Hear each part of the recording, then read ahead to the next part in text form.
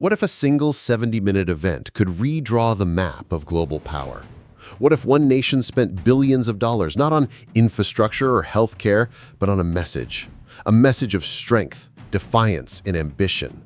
On September 3, 2025, China staged the largest military parade in its history. But this was no ordinary celebration.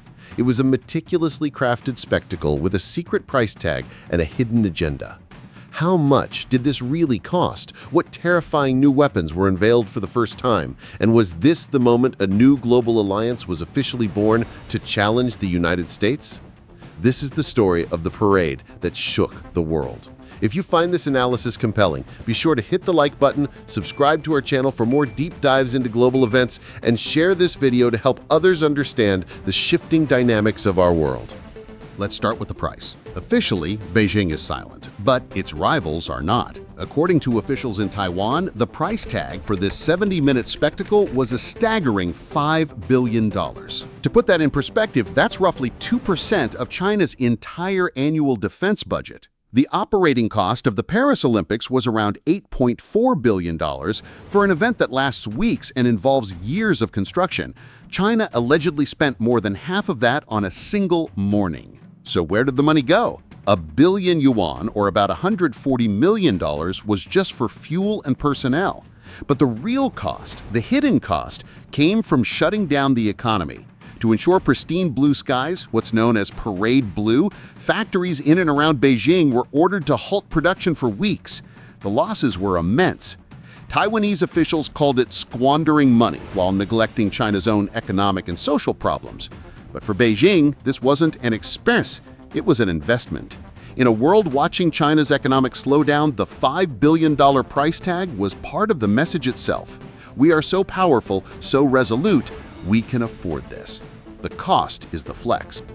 And what did that investment buy? A terrifying glimpse into the future of warfare. Every piece of hardware on display was claimed to be domestically produced, a declaration of technological independence. For the first time ever, China put its complete nuclear triad on public display: land, sea, and air. The star of the show? The DF-61, a new road-mobile intercontinental ballistic missile. It's designed to survive a first strike and retaliate, holding any city on Earth hostage. They also showed the upgraded DF-5C, a silo-based monster purportedly capable of carrying 10 nuclear warheads at once. From the sea, the new JL-3 submarine-launched missile, capable of striking the U.S. mainland from the safety of the South China Sea. And from the air, the JL-1, an air-launched ballistic missile, completing the triad. The message was blunt: China is now a nuclear peer to the United States and Russia. But the parade's most chilling message was aimed at the U.S. Navy. China unveiled an entire family of new hypersonic anti-ship missiles, including the dreaded JY-21, nicknamed the Aircraft Carrier Killer. Traveling at up to 10 times the speed of sound, these weapons are designed to do one thing: make it prohibitively dangerous for American forces to intervene in a conflict over Taiwan. And then came the drones, an unprecedented number of them. Stealthy combat jets like the GJ-11, massive unmanned submarines like the AJX-002 built for covert long-endurance missions, and a brand-new fighter-sized stealth drone pointing to a true robotic air combat. China has studied the war in Ukraine and is betting big on an unmanned revolution. They even unveiled a ship-mounted laser weapon, the LY-1, designed to take out swarms of drones and missiles with beams of light. This isn't science fiction.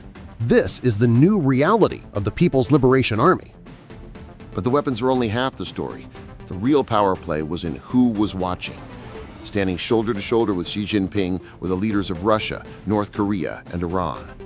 Foreign policy analysts have a name for this group: the Axis of Upheaval. A coalition of nations united by one thing: their desire to overturn the US-led world order. The parade was their coming-out party, a visual declaration of a new anti-Western bloc. The guest list was a geopolitical statement. Leaders from the Global South were there in force. But the absentees were just as important.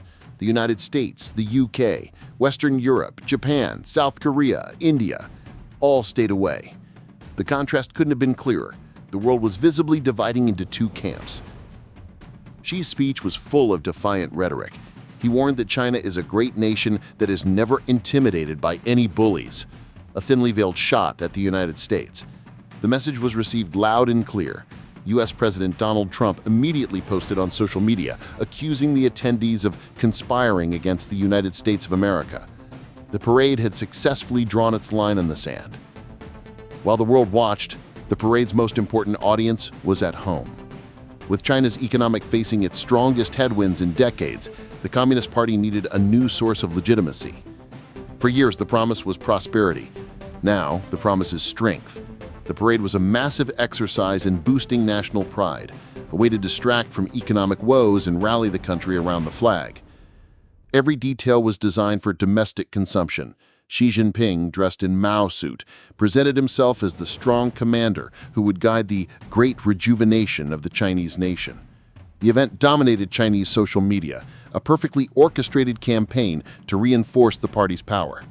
It was a strategic pivot. When you can no longer guarantee wealth, you guarantee glory. So what was the 2025 Victory Day Parade? It was more than just a $5 billion party. It was a military declaration, unveiling an arsenal built to challenge American dominance in the Pacific. It was a geopolitical earthquake, crystallizing a new bloc of revisionist powers led by Beijing. And it was a domestic power play, shoring up the Communist Party's rule with an potent dose of nationalism. The soldiers have marched home, the missiles have been put away, but the messages sent from Tiananmen Square on that September morning will echo for years to come. The world is more divided, the future more uncertain. The parade is over, but the new era it announced has just begun. This is the story of the parade that shook the world.